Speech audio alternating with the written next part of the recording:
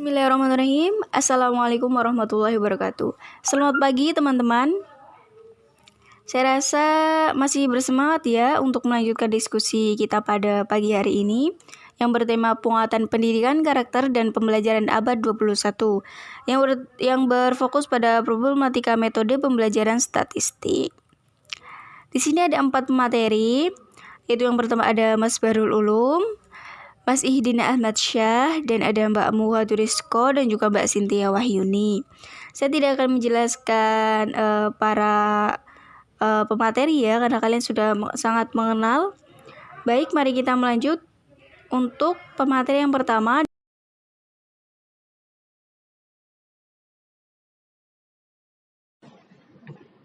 Baiklah, di sini saya akan menyampaikan terkait pemaparan tentang jurnal yang telah kami analisis tentang penguatan pendidikan karakter dan pembelajaran abad 21 dengan tema problematika metode pembelajaran statis. Dari kelompok kami menganalisis dengan memaparkan jurnal yang mana isinya adalah pendidikan karakter merupakan suatu keniscayaan dalam upaya menghadapi berbagai tantangan pergeseran karakter yang dihadapi saat ini.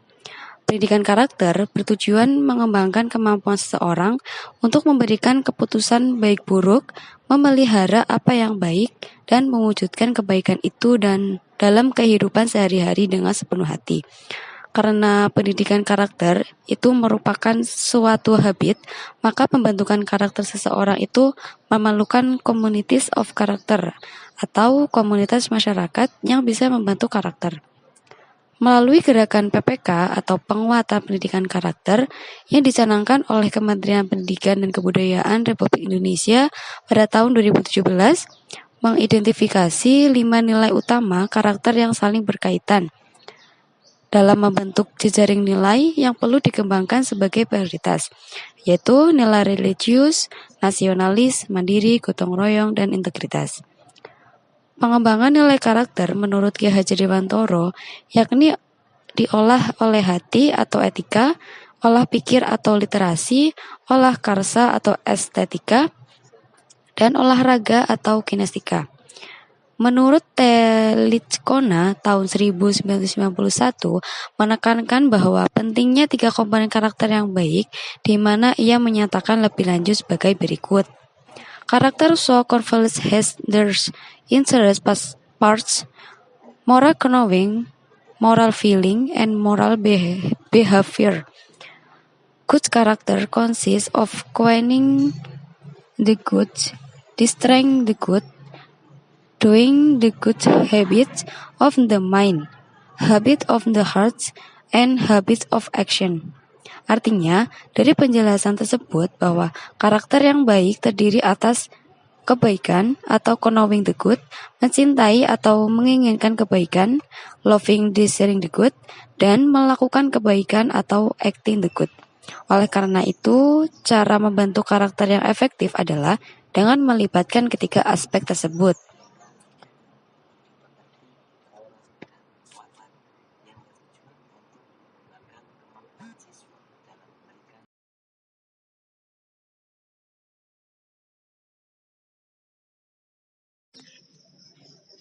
Selanjutnya, kembali ke pemikiran Ki Hajar Dewantara yang menegaskan beberapa jenis karakter yang harus dikembangkan melalui pendidikan, yaitu tetap, antep, dan juga mantep. Artinya bahwa pendidikan itu harus membentuk ketetapan pikiran dan batin, menjamin keyakinan diri dan membentuk kemantapan dalam prinsip hidup. Menurut beliau, juga pendidikan itu harus ngandel, kendel, dan juga bandel. Artinya berpendirian tegak, bahwa pendidikan itu harus menghantar orang pada kondisi diri yang ngandel atau berpendirian tegak dan teguh. Orang yang berpendirian tegak adalah orang yang berprinsip dalam hidup. Sementara itu, untuk mampu mengembangkan pembelajaran di abad ke-21 ini, Ada beberapa yang penting untuk diperhatikan. Yang pertama, tugas utama guru sebagai perencana pembelajaran. Sebagai fasilitator dan pengelola kelas, maka tugas utama guru yang penting adalah pembuatan RPP atau rencana pelaksanaan pembelajaran. RPP haruslah baik dan detail, serta mampu menjelaskan semua proses yang akan terjadi dalam kelas, termasuk proses penilaian dan target yang ingin dicapai. Dalam penyusunan RPP, guru juga harus mampu mengkombinasikan antara target yang diminta dalam kurikulum nasional, mengembangkan kecakapan abad ke-21, karakter nasional, serta memanfaatkan teknologi dalam kelas. Yang kedua, masukkan unsur berpikir tingkat tinggi atau higher order thinking. Teknologi dalam hal ini khususnya adalah internet yang akan sangat memudahkan siswa untuk memperoleh informasi dan jadwal dari persoalan yang disampaikan oleh guru. Untuk permasalahan yang bersifat pengetahuan dan pemahaman bisa dicari solusinya, yaitu dengan sangat mudah solusinya. Namun ada kecenderungan bahwa siswa hanya menjadi pengumpul informasi saja dari internet, atau yang sering kita ketahui itu copy paste. Dalam konteks ini, guru haruslah mampu memberikan tugas yang bersifat aplikatif, analisis, evaluatif, dan juga kreatif. Hal ini akan mendorong siswa untuk berpikir kritis dan membaca informasi yang mereka kumpulkan sebelum menyelesaikan tugas dari guru. Yang ketiga, penerapan pada pendekatan dan model pembelajaran yang bervariasi.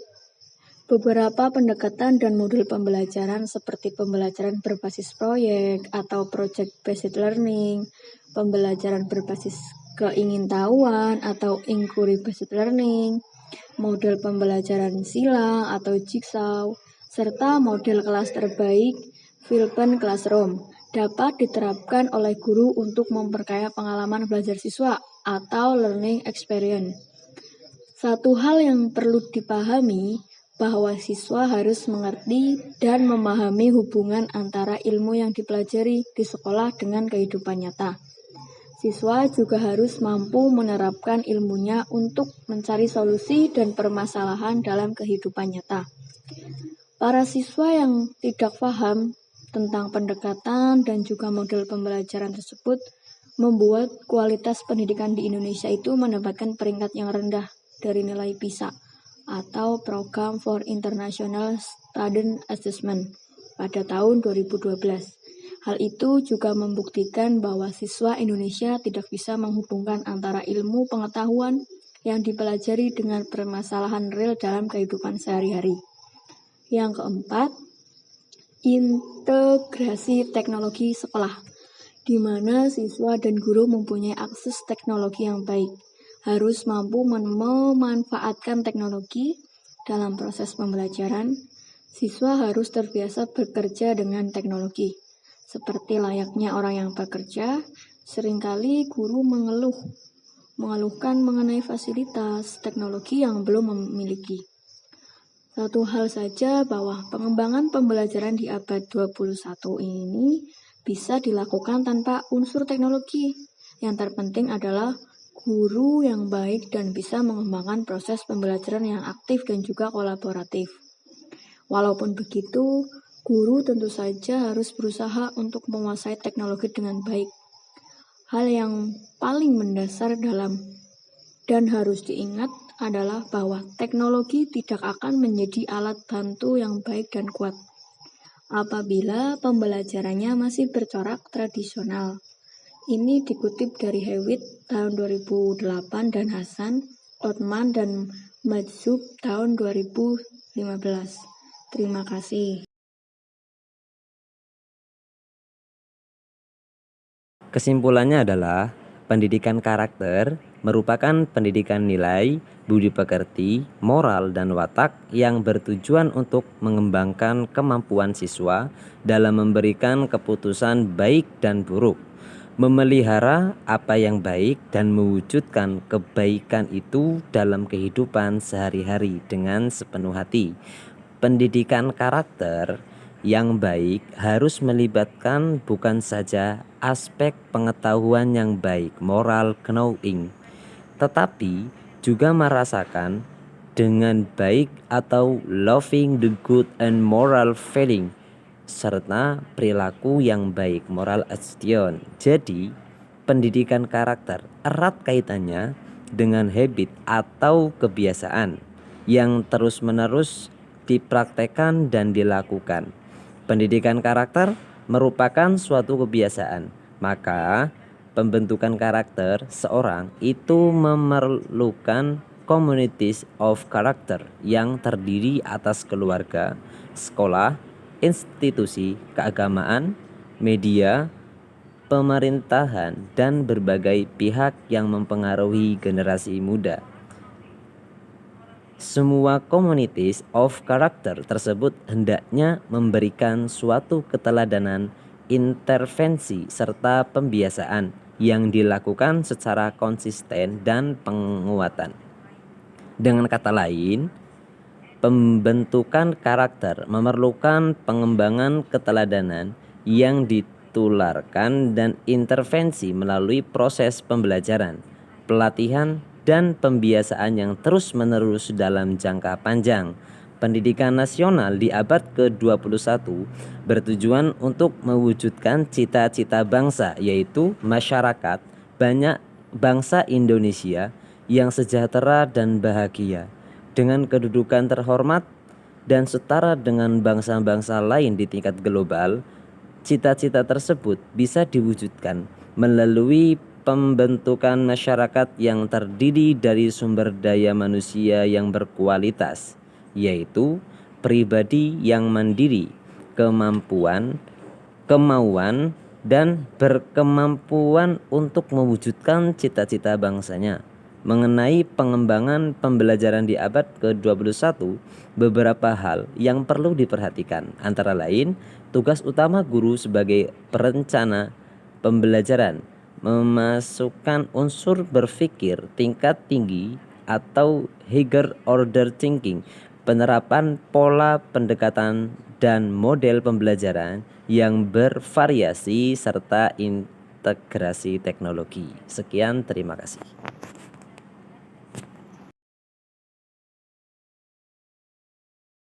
Baik, terima kasih untuk pemateri yang terakhir, yaitu Mas Bahrul. Wah, bagus sekali ya. Ternyata dari para pemateri ini kita dapat mengambil kesimpulan dari pendidikan karakter. Pendidikan karakter itu apabila dilakukan secara terus-menerus akan menjadikan suatu kebiasaan. Dan ternyata pendidikan karakter ini juga atau communities of change ini dipengaruhi oleh keluarga, sekolah, institusi keagamaan, media, pemerintahan, dan berbagai pihak yang mempengaruhi generasi muda. Jadi pendidikan karakter ini bukan hanya karena menjadi terdiri bukan karena bentuk dari diri kita sendiri ya. Ternyata banyak institusi yang mempengaruhi communities of change tersebut. Oke. Mungkin cukup sekian pembahasan diskusi kita pada pagi hari ini. Apabila banyak kata yang kurang berkenan, saya mohon maaf yang sebesar-besarnya. Wabillahi taufiq wal hidayah. Wassalamualaikum warahmatullahi wabarakatuh.